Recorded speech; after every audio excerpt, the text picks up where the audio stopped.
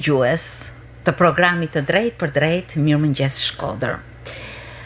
Nga kjo studio sot ju përshëndes me një mësuese të cilësuar si mësuesja vitit 2019. Është cilësuar nga votat e publikut, të nxënësve, kolegëve, prindërve, të gjithëve atyre që e njohin. Agjencia e Spektakleve Buna 1 ka organizuar si çdo vit një kompeticion me 10 më të mirët nga fusha të ndryshme të veprimtarisë dhe mësuesja Mimoza Fishta është cilësuar si mësuesja e vitit. Profesorish Mimoza, ju përshëndes në këtë mëngjes shkodran. Mirëmëngjes, edhe unë ju përshëndes, faleminderit për ftesën. Unë e di që jeni shumë modeste dhe kam patur vështirë t'ju sjell pak në këtë mikrofon, po gjithsesi vlerësimi i jep gjithmonë krah njeriut. Mirënjohja është një virtyt që transmetohet në mënyrë të ndërsjellë nga ato që të vlerësojnë dhe prej atyre që vlerësohesh. Sigurisht që është kënaqësi të marrësh vlerësime, sidomos kur bëhet fjalë për punën tënde. Unë përpiqem ta menaxhoj këtë me qetësi, siç edhe ju e thatë, sepse në mënyrën e punës teme, unë kuptoj që me punu është një detyrim që kemi ne ndaj vetes tonë radh parë, familjes dhe shoqërisë. Do të thotë, unë nuk mendoj se kam bërë në gjatë jashtëzakonshme, po kam bërë atë që ne gjithë duhet me bë.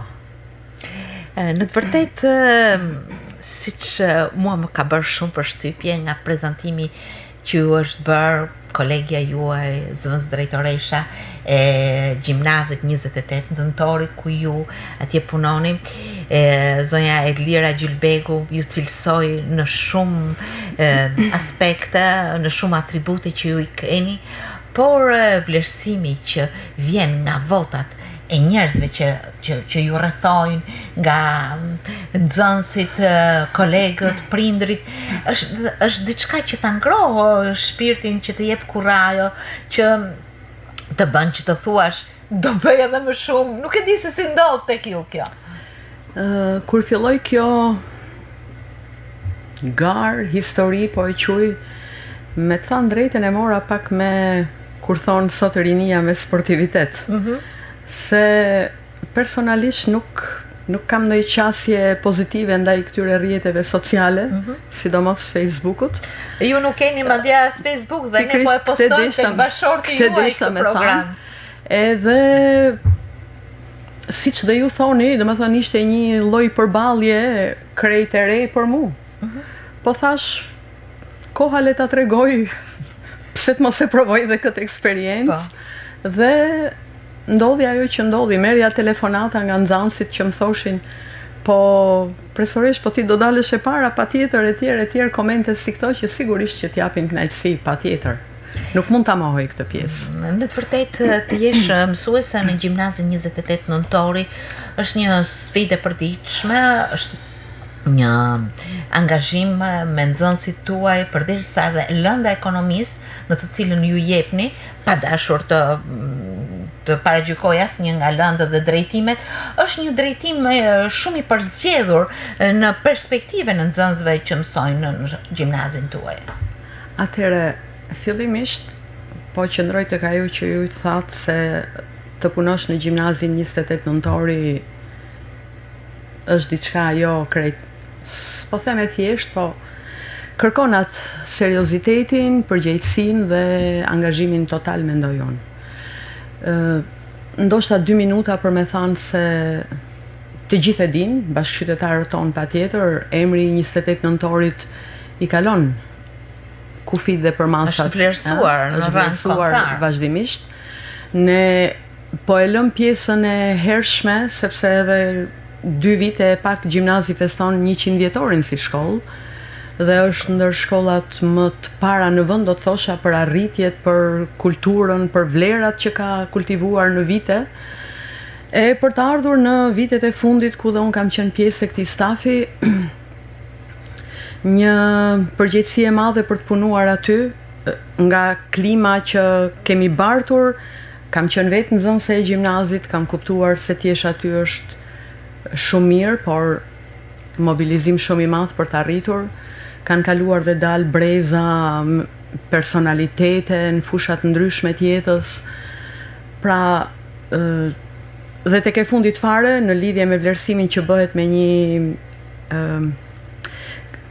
matës, do thosha, shumë të rëndësishëm që është karta e performancës, një instrument i përdorur kohët e fundit nga institucionet më të larta për të vlerësuar dhe rankuar shkollat e mesme. Ne jemi renditur shpeshherë në katërshe, në rang republike dhe në rang rajoni dhe rrethi, patjetër gjithmonë jemi të parët. Dua të theksoj, sidomos për rezultatet dhe arritjet në maturën shtetërore, që është shumë e rëndësishme. Dhe për të ardhur, siç ju thatë, pak më afër tek lënda e ekonomisë. Vazhdimisht ka qenë pjesë e kurrikulës së shkollës mesme.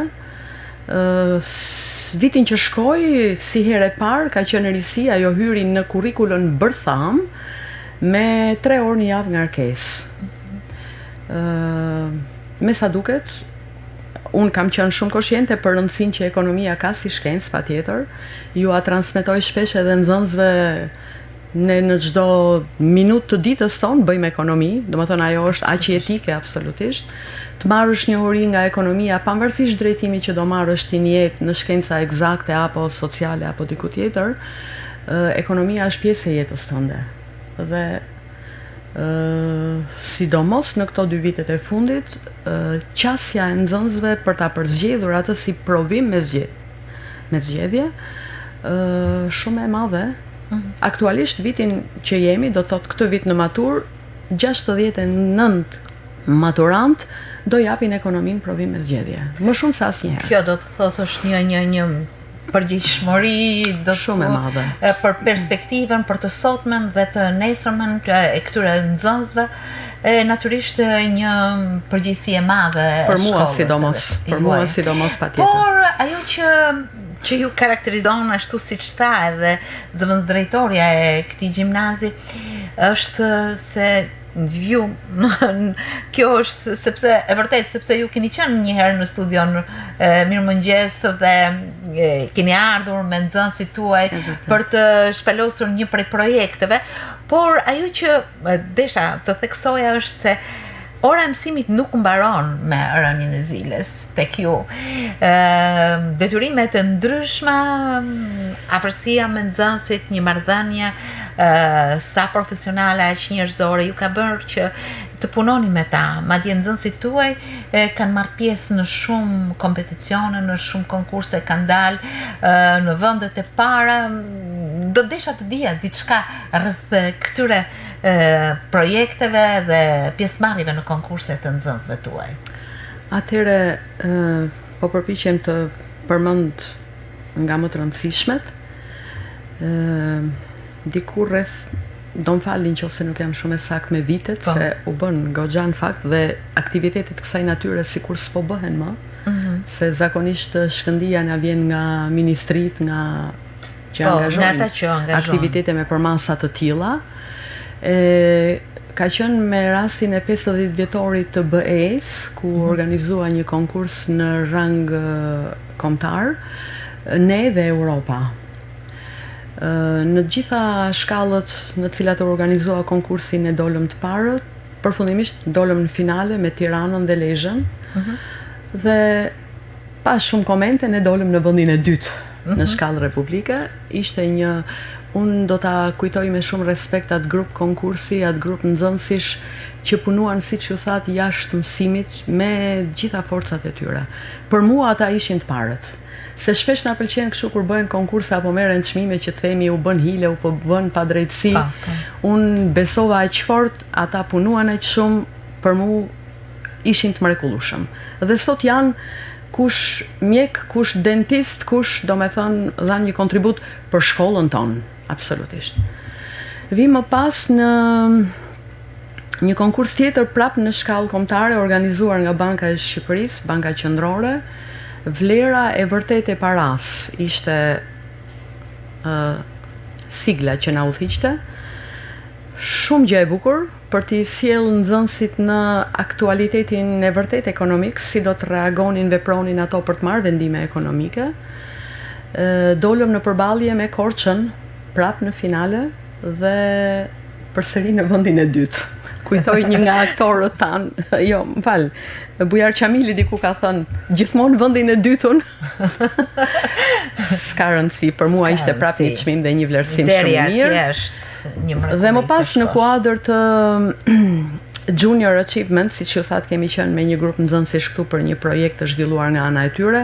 Në 5 vite që ne ishim pjesë e këtij projekti, në 3 prej tyre ne kemi qenë pjesë e panajireve kombëtare, ku grupet e angazhuara në këto projekte kanë bërë një punë shumë të mirë. Dhe në njërin nga këto 3 vite ne kemi marrë çmim, po tani jo prapë çmim i parë fare, por çmim në 6 çmime që shpërndaheshin atëherë, të titulluar Plani më i mirë i biznesit. Marrë nga nxënësit. Natyrisht këto janë ato gjëra të bukura që ndriçojnë, që hedhin dritë mbi ato përpjekje, me ato sfida që bashkë me nxënësit i keni kaluar dhe natyrisht keni marrë kënaqësinë e patjetër. Mua më vjen mirë, më thënë jo për punën time shumë, por është kënaqësia më e madhe kur nxënësit marrin vlerësim për punën e tyre që bëjnë. Ata janë ata që po formohen, ose në fundit dhe puna jonë që bëjmë është në funksion të formimit të tyre. Në fakt, kur ju dëgjoj tek flisni, tek i mbani mend me detaje të gjitha ato ecuri që keni bërë, sepse është mundi dhe djersa, puna e përditshme, respekti dhe mirënjohja për figurën e mësuesit për ju konkretisht shumë fishohet.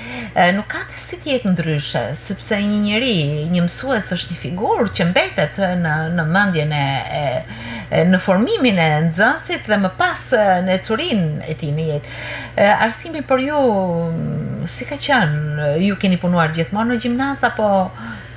Atëherë, unë kam mbaruar fakultetin e ekonomisë, dega ekonomi politike, dhe nuk e di pse, ju a them edhe nxënësve shpesh, ju duhet të vendosni në një moshë shumë të re për çfarë do jeni nesër. Kuptoni sa e vështirë është kjo? Do thotë, edhe kthehem në kohën time. Atëherë kur thosha ç'a do jemi, ndoshta nuk bëm zgjedhjet e duhura, vendosa diku mes 3 alternativash, shkenca politike, doli ekonomia politike. Nuk e di pse më pëlqente arsimi. Tash të them ishte prirja ime, nuk e di, s'dua asnjëherë të flas shumë për veten time, por e kam bërë me shumë dëshirë. Dhe në punën e mësuesit të kesh pasionin dhe dëshirën, unë mendoj se është shumë e rëndësishme.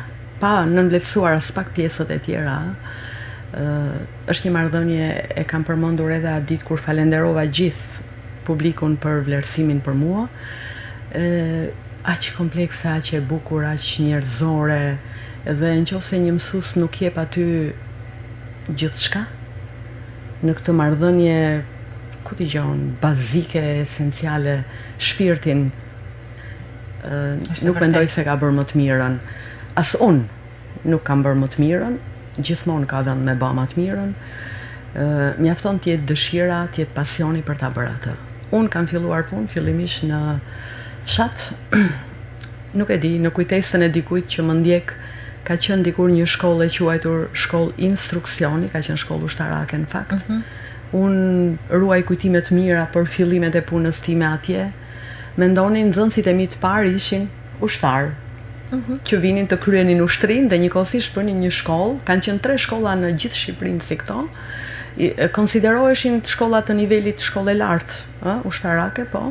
Dhe ata që mbaronin me nota të mira aty visheshin oficer në atë kohë të kaloje, të visheshe në këtë, po patjetër, të visheshe oficer, ishte ekonomikisht një rrogë më e mirë, një pozitë më e mirë, një pozicion. Kështu që këto shkolla filluan me shumë entuziazëm, u punua mirë me të thënë drejtën. Pastaj, për vështirësitë e mia, im shoqja së kohë punonte si inxhinier në minier në Bakrit në Koman. Vlerësuan kushtet e mia familjare, unë me fëmijë erdha në qytet. Punova ca muaj në Jordan Misja, pastaj kalova në shkollën veterinare. Pak më vonë pata një shkputje prap për probleme familjare në shkollën pyjore dhe përfundimisht në ku jam gjimnazin 28 nëntori. Kjo është odiseja ime. Ju duket se gjatë këtyre periudhave keni ravizuar jo vetëm portretin tënd, por edhe i keni dhënë shpirt, atmosferë, ajër, pasionit tënd për arsimin. Unë mendoj se një person gjatë gjithë jetës mëson. Kjo është filozofike, se kanë thënë njohja dhe të mësuarit s'mbaron asnjëherë, mbaron me vdekjen e njeriu.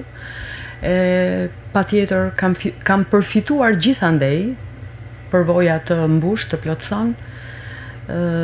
Unë ruaj, siç thash, kujtimet mira për gjitha vendet e mia të punës, por pa hatërmbetje, duhet të them që punat e 28 nëntori ka qenë një përvojë është më e vrullshme patjetër, më e mbushur, sepse kanë qenë kontingjente, klasa të mëdha në fshat, në fshati që një trampolin shumë e madhe dhe e mirë për mua patjetër, sepse dhe atje kishte angazhim, siç e thash, por 28 mbetet, nuk e di, shkolla ime. Është shumë bukur, por zakonisht një mësues kalon shumë breza, kalon kolegë të ndryshëm, kalon nxënës të cilët më pas rriten, marrin pozicione të ndryshme në jetë. Mendoni se kjo detyrë ose ky profesion i mësuesit krahas të tjera është edhe një privilegj i marrëdhënieve njerëzore? E thash, një marrëdhënie se, domethënë, bëhemi pjesë, dashje pa dashje, e formimit të një fëmije. Si mund të fshihet nga kujtesa e tyre mësuesi, i dëshirueshëm i pa dëshirueshëm, nuk dua të bëj diferenca këtu. Mësuesi, një figurë aq e respektuar. Unë jam këtu ndoshta për të thënë që dua të përshëndes gjithë kolegët e mi ku janë, jo të 28 apo gjithandej, të gjithë punojnë, të gjithë angazhohen, lodhen patjetër të punosh me fëmijët sot sidomos është e vështirë, japin gjithçka për të bërë më të mirën sigurisht. Duke qenë se ju i jepni një lëndë siç është ekonomia dhe ju e përmendët, hynë në ato preferencat më të veçanta dhe më të shumta që sot vetjeta është një ekonomi, siç u shprehet, dhe shtimi i orëve apo kërkesat e shumta kanë bërë që natyrisht të kesh një përgjegjësi jashtëzakonisht të madhe. I keni ndjekur në një farë mënyre ato nxënës që kanë mbaruar shkollën 28 nëntori, si kanë patur vijimsinë e tyre? Tani, në fakt, kjo që po thoni ju po bëhet një standard për shkollat e mesme. Dikur në kohën tonë ka qenë fakt, shkolla e mesme kishte një lloj përgjegjësie, themi, për të ndjekur vazhdimsinë e nxënësve që ajo përcillte për në shkollën e lartë. Ca kohë kjo u zbe, patjetër. Duke tani ka ardhur prap në kujtesën e punës në arsim, shumë e rëndësishme për të thënë si vazhdojnë ata, si ecin më tej. Unë marr, si thush, informacion nga kontaktet që kam me to, me të thënë drejtën, duhet jem e sinqert në këtë pikë, jo për të thënë që kam qenë shumë konsekuente në këtë pjesë, është ata ndoshta që kthehen tek ne, na takojnë shpesh, na japin informacion për si po ju ecën, si po ju shkon, e përgjithshmja është, janë të kënaqur, kanë gjetur vetveten, shumë mirë. Por unë dua të sqaroj atë që ekonomia përzgjidhet shumë, ndoshta aktualisht për faktin që edhe mundësitë, preferencat që kanë nxënësit për të përzgjedhur i çojnë ata më shumë te ekonomia, pa dashur të jap sqarime më shumë se mendoj që është e nevojshme. Ekonomia vjen më e lehtë në kuptimin për tu përballur në një provim, se është një material më i ngushtë, nuk është materiali 3 viteve, po thjesht i 1 viti. Mjafton, sipas asaj që matura shtetërore sot kërkon, të marrësh një notë shumë të mirë, pavarësisht lëndës që jep, të ndihmon përfundimisht në përzgjedhjen tënde në atë çka ti kërkon. Ndoshta mund të bëhesh edhe mjek, ndoshta edhe diçka tjetër. Po gjithsesi është një nga lëndët bazë formuese. Patjetër. Ju gjatë atij rrugtimi që ju keni bërë në vitet e arsimit, përmendët që edhe jeni spostuar nga fshati, edhe keni ndjekur bashkëshortin tuaj apo familja ka qenë patjetër pjesë e rrugtimit sa profesional aq edhe njerëzor, sepse të dyja të gjitha anët shkojnë bashkë. Si u ka duke qenë edhe nën bashkëshorte, një grua që duhet të plotësoj shumë detyrime, por tashmë ju jeni edhe gjyshe. Si kanë ecur të gjitha këto anë të veprimtarisë suaj me vitet? Tani, familja është një përqetësi e madhe nga ana tjetër, sigurisht. Fshati patjetër pat vështirësitë e veta, sepse isha e vetme, dhe nuk e di, brezi tonë unë shpesh e kritikoj veten, ka i koha tash që të bëjmë krahasime, jo po ne, jo po ju, për të thënë që ne ishim më të zotët. Jetuam në një kohë tjetër, këta jetojnë në një kohë tjetër, gjërat ndryshojnë. Absolutisht. Por ne u mësuam t'i përballojmë gjërat, nuk e di, mendoj, nuk e di, ndoshta ishim pak më të përgjegjshëm, koha na bëri të ishim ashtu. Nuk mund ta them të kundërtën për brezin që menaxhojmë, rrisim sot absolutisht, po rriten më komod, sigurisht. Unë kam patur gjithmonë mbështetjen e bashkëshortit tim patjetër. Si gjitha nënat me ato vështirësitë, ashtu siç thash, për ca kohë u shkputa, mendova se do bëja diçka më mirë për fëmijët e mi. Absolutisht konkluzioni që kam nxjerr se ata që punuan nuk mendoj as pak se bën më pak se sa unë, ndoshta bën më shumë. Fëmijët u rritën, morën rrugët e tyre. Sot që jam gjyshe është një kënaqësi tjetër. Më ndihmon të kuptoj në atë që unë bëj për ditë, më shton të them atë dashurinë apo dhëmshurinë që një mësues gjithmonë duhet ju jap atyre që e rrethojnë. Këtë e them me sinqeritet. Sepse një nën kur është mësuese, të duket sikur ka dhe një atribut tjetër. E tashmë që ju jeni gjyshe, e shikoni akoma më sa me afërsi, aq edhe me largësi në perspektivën e zhvillimit të nipit apo mbesës që keni. Mbesës. Nipit dhe mbesës se janë dy njëherësh. I paçi me jetë. Faleminderit. E themi ne kështu thjesht, si fëmia yt, dikur kanë thënë mësuesi, dikush e merr me humor, këtu ka diçka të vërtetë. Mësuesi bëhet si prindi. Absolutisht. Sot mirë bëhet, sot themi duhet bëhet.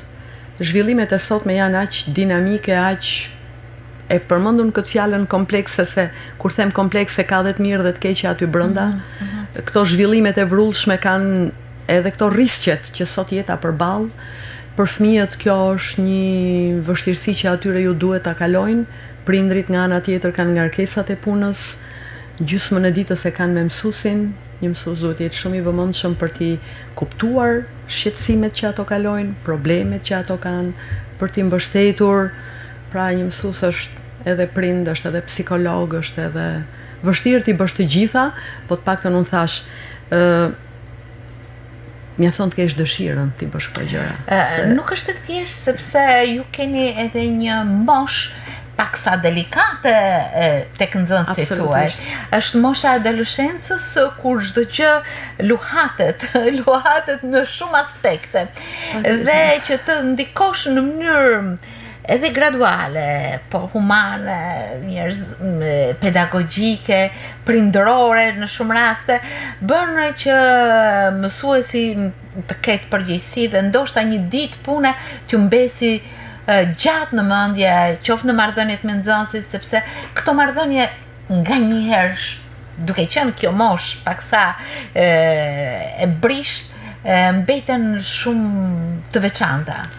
Ndoshta keni edhe nxënës që i mbani mend për ecurinë e tyre, për një ngjarje, për një shembull që jeni kthyer sa herë edhe keni thënë e kemi bërë mirë apo se keni. Kjo është figura e mësuesit që në shumë momente zëvendin edhe të prindit në shkollë.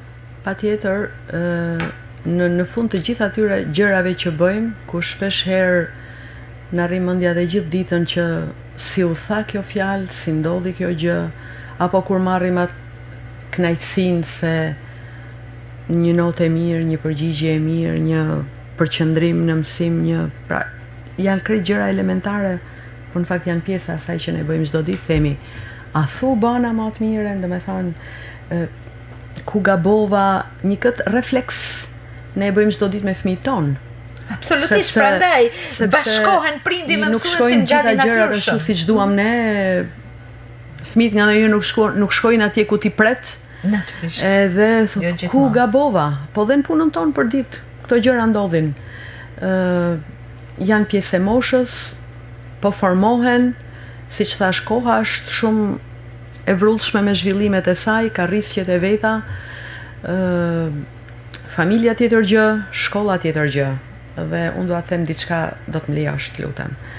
Edhe atë ditë në përshëndetje e kisha diku në mendje për ta thënë, por në ato pak minuta njeriu duhet të gjej fjalët më të duhura për ta mbyllur shkurt.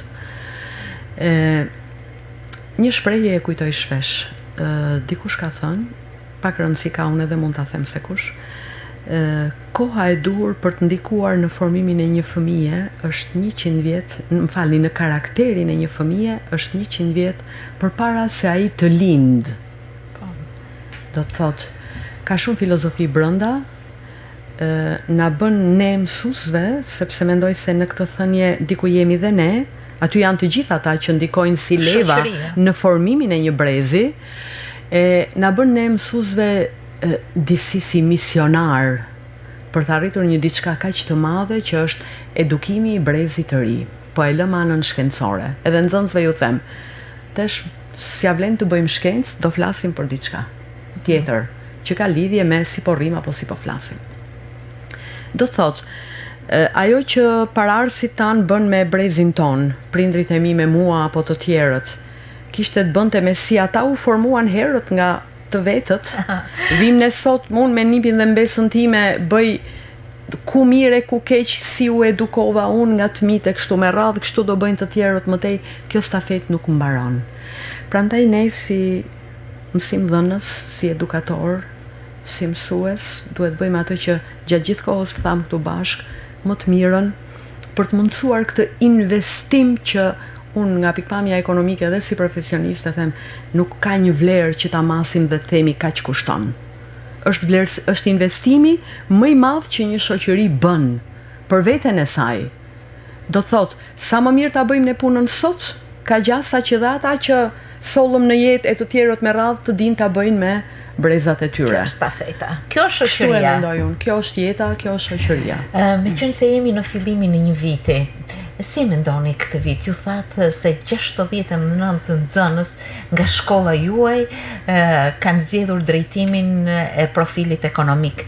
Kjo do të thotë për ju dhe ata natyrisht një përveshje mëngësh në çdo ditë, në çdo minutë, në çdo puls që rre së bashku me kohën.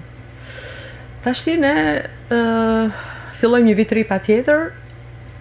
Tashi ne ndryshe si të tjerët na shohin, ne kemi atë mënyrën tonë të punës aty brenda, patjetër. Jo për të thënë që i marrim gjërat me sportivitet, ne do bëjmë punën tonë si gjithmonë. Ata punojnë, ne përpiqemi që ti motivojmë, ti sistemojmë, të zbulojmë diçka tek ata, të korrigjojmë etj me radhë. Mendoj që siç ditën e parë ju thash, tani ju a thash ndoshta pak më thjesht, edhe pse këtu jemi në një studio dhe shumë kush na dëgjon, tani të mbledhim mend dhe forcat edhe të bëjmë shumë më tepër se çka kemi bërë në 3 mujorin e parë. Pse? Ata të gjithë e kanë kuptuar, ne gjithë e kuptojmë që ai fundi vjen aq shpejt. Përveç orëve të mësimit, zakonisht gjithmonë në shkollën tonë, në 2 muajt e fundit fillon puna për provimet e maturës shtetërore. Në sezon patjetër që konsultimet janë më impenjuese, më intensive dhe në funksion të bërit më të mirë të asaj që është finalja e gjithë punës vjetore tonën maturës shtetërore. Keni ndonjë me nxënësit e klasave të tjera, ndonjë projekt, ndonjë pjesëmarrje në konkurse, keni ndonjë sinjal për këtë? Atëherë, kur vjen ky fundi, domethënë Kjo pjesa e dytë. Kjo pjesa e dytë, më mirë të themi, universitetet që presin të tërheqin klientët e tyre, domethënë studentët e tyre, vinë zakonisht për këto prezantimet e tyre në shkollat e mesme. Dhe njëri prej tyre, mua më pëlqen mënyra që ai ka zgjedhur, ndoshta edhe nga kritikat që shkuan nga ne, ata që duan t'i qasin ekonomisë, ju ofrojnë mundësinë për të prezantuar ata projekte në universitete. Dhe mbi bazën e mënyrës se si ata prezantojnë dhe punojnë, marrin dhe çmime. Është TBU-ja, Tirana Business University, një universitet privat atje që angazhon studentët kështu.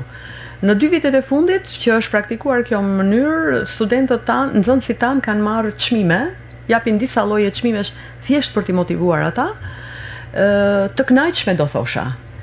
Aktualisht ne me maturantët si çdo vit punojmë projektet dhe meqense Junior Achievement tashti është bërë me një grup orësh dhe me disa module pjesë e tekstit e ekonomisë, ne organizojmë projekte lëndore që finalizohen me prodhimin e një produkti sado të thjesht, po nxënësit kuptojnë dhe të prekin vetë realisht biznesin në miniaturë, të themi, për të kuptuar ç'është sipërmarrja dhe pse jo nesër ta bëjnë edhe me përmasa reale atë. Kur bisedon me ju, profesoresh Mimoza, bindesh se çdo ditë ka një faqe të re. Një faqe të re që shkruhet me shumë dashuri nga ju dhe nxënësit tuaj. Që ajo faqe mbetet aty në librin e madh të jetës, sepse këto shkallë në formimin e këtyre nxënësve janë vërtet shkallë të rëndësishme dhe shumë do thosha të sigurta që ata të vazhdojnë në rrugtimin e tyre. Kur bisedon me ju, bindesh për përgjegjësinë që ju keni, dhe një mësues ka, bindesh për punën që bëhet në shkollën tuaj 28 nëntori, por bindesh edhe për atë rol që mësuesi dhe ju ravizoni në portretin tuaj sa profesional, pedagogjik, aq edhe njerëzor. Aq edhe të afërt, të dashur, gjë që e bën pozicionin e mësuesit një pozicion shumë planësh. Ndoshta kjo është edhe një nga arsyet e vlerësimit që u është bërë nga një rreth i madh që ju keni pranë, sa në afërsi aq edhe në largësi, sepse mund t'ju kenë votuar edhe ish nxënësit tuaj, mund t'ju kenë vlerësuar prindër, familjar, natyrisht koleg të sotëm dhe që i keni patur. Dhe kjo është figura madhore e mësuesit. Kjo është figura e madhore e mësuesit që buron në një hershmëri dhe vazhdon në një perspektivë. Unë ju falenderoj shumë. Ju falenderoj shumë për atë frymëzim që ju e jepni nxënësve tuaj, por edhe dëgjuesve, kudo që na ndjekin, për përgjegjshmërinë e të qenit njeri, përgjegjshmërinë e të qenit figurë e mësuesit. Ju falenderoj dhe ju uroj mbarësi, jetë gjatë dhe çdo gjë të mirë. Faleminderit. Do më jepni edhe 1 minutë kohë? Patjetër. Atëherë.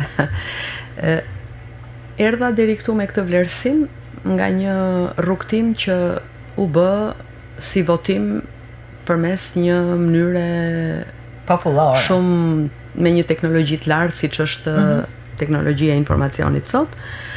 Unë ndodha aty pati një vendim që u mor nga shkolla, nga drejtoria dhe për këtë unë i falenderoj për besimin që ato kanë tek unë, shumë e rëndësishme kjo, por dua të them edhe ata që garuan me mua, shok dhe koleg, respekt, që i respektoj dhe i përshëndes me zemër. Mund t'ishte çdo njeri prej tyre fitues. Këtë nuk e ve dhe se kam vu asnjëherë në dyshim, sepse thash qysh në fillim unë e mora, edhe pse e thash me humor, me sportivitet, duke kuptuar që siç ju thatë, kanë votuar me bindje, disa të tjerë kanë votuar se janë të njohurit e mi, komshit e mi, i falenderoj të gjithë, të afërm, kushërinj etj. Po gjithmonë unë du me besu te ajo që ndoshta numri më i madh i votuesve të mi kanë qenë nxënësit, kjo do ishte lumturia, shpresoj. Por një votim i tillë ka dhe një spontanitet këtu, ndaj dua të them që me thjeshtësi duhet i marrim këto gjëra. Unë mora një vlerësim nuk mund të jem aq modeste për thënë që prit se s'ka rëndësi, për mua është shumë e rëndësishme, por çdo kush tjetër mund të ishte në këtë pozicion. Respekt për figurën e mësuesit pafund. Respekt. Faleminderit gjithëve me shumë dashuri për të punuar më shumë gjithmonë patjetër për bërë më të mirën. Ju falenderoj shumë. Faleminderit juve dhe Radio Shkodrës që na jep mundësinë të themi dy fjalë më shumë. Unë jam gjithmonë me interes për jo vetëm për figurën e mësuesit, por për punën, ecurinë, çdo gjë që mësuesi frymëzon. Ndaj mirënjohje. Faleminderit. Faleminderit shumë. Punë të mbarë dhe çdo gjë të mirë.